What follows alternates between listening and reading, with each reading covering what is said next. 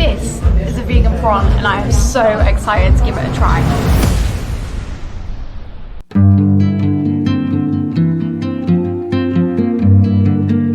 Hola senors and senoritas, we're here in the fine city of Barcelona.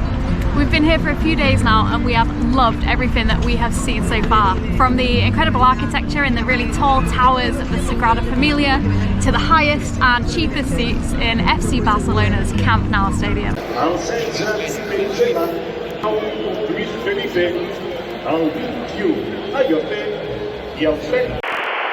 But we're not here to talk to you about all the things we've seen and done, of course. Today, we want to take you on an adventure to find a vegan paella and a good glass of sangria.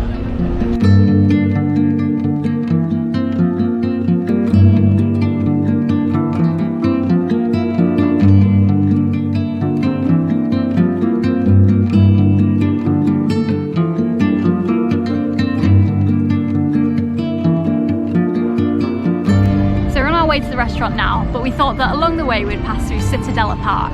This is probably Barcelona's second most famous park after Park Güell, which, like many things in this city, was made famous by the master architect Gaudi.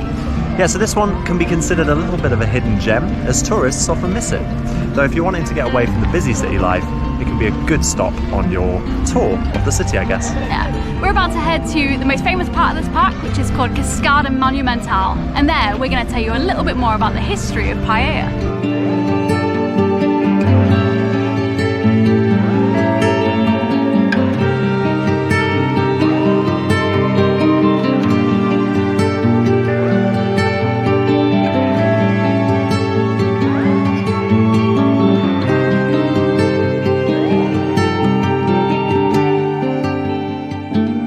While not from Barcelona, the dish is much loved here, and it could be called its second home.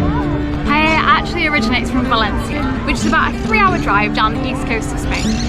So there are two main types of paella, and because of all the recipes out there, I'm going to kind of boil it down to two main versions.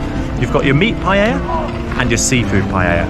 Now the meat one usually contains chicken, rabbit or duck, and the seafood one could be clams or other shellfish. But again, we should stress, you can go across Spain and find 1,000 different versions of this dish. Now, given all that meat, you might think it'd be really hard to find a vegan version, but that's where we come in. We found a vegan meat paella and a vegan seafood paella, so that we can try the most authentic versions of the dish entirely cruelty-free. So what are we waiting for? Let's go!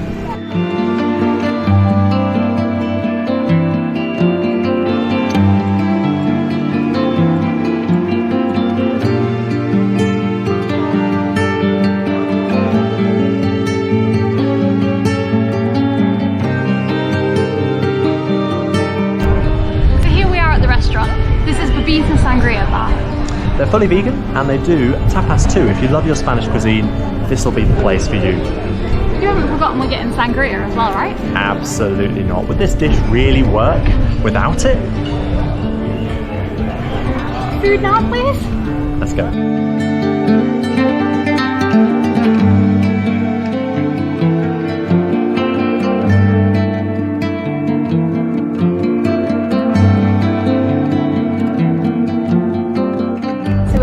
Paellas, they have this like wooden QR code, but if like as you have some trouble with it, there's paper menus as well.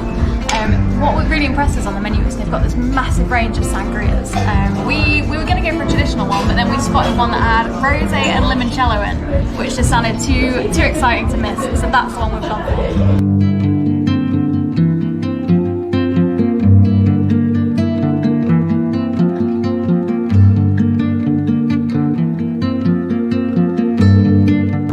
Arrived. I've got in front of me the seafood paella, and it has this fake prawn, I think, prawn, I should pronounce that correctly, and then Kyra in front of her has got the chicken paella with hura meat.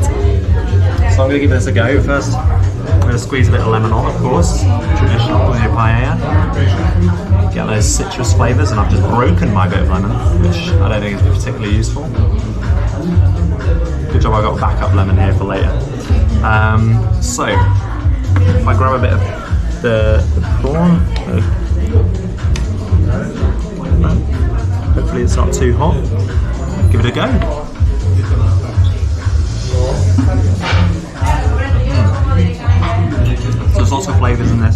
the prawn itself is very texture correct, not the most flavoursome thing, but actually the rice itself has a lot of flavour to it.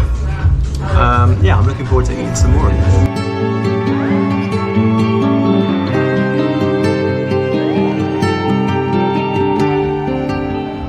I'm ready to try this chicken paella. They use the Kyra chicken here, which we've had across Barcelona. It's really good. Look at that. I love it's got sweet corn in it.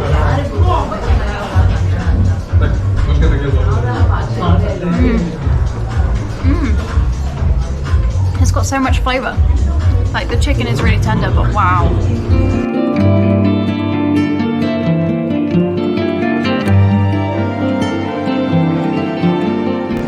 Okay guys, it's time to eat. Cheers!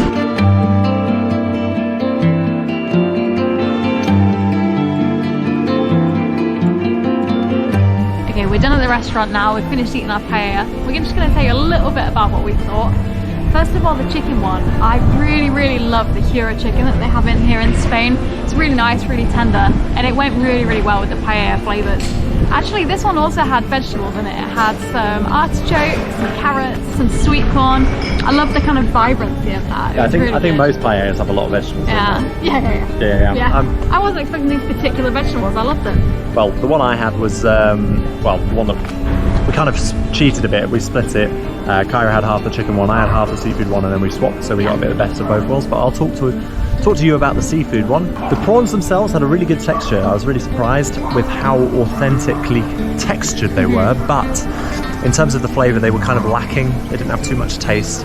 But I did really enjoy the whole experience. It felt like we got a real good go at one of the most iconic dishes in Spain. So yeah, I was pretty happy with that. What about the sangria? Oh, we love the sangria. Like, we've had a few sangrias while we've been in Barcelona. We've had a red one, we've had a white one. Yeah. So today, it was time to try the rosé one, and it tasted so good. I mean, it's a little unorthodox, isn't it? Because usually people picture sangria as the red stuff. But the white one is actually from here in Barcelona. But honestly, this rosé one, it was so fruity, so sweet, just so refreshing and delicious. It went really well with the dish. Yeah, it was like perfect for that kind of mid-afternoon kind of chill eat. Definitely. So yeah, in the meantime, the stuff that we've got coming up is going to be coming usually around twice a week. So make sure you like and subscribe to keep on top of all the things we put out. We're still on our mission to go around the world in vegan eats. But yes, in the meantime, guys, you know what to do. Eat your greens.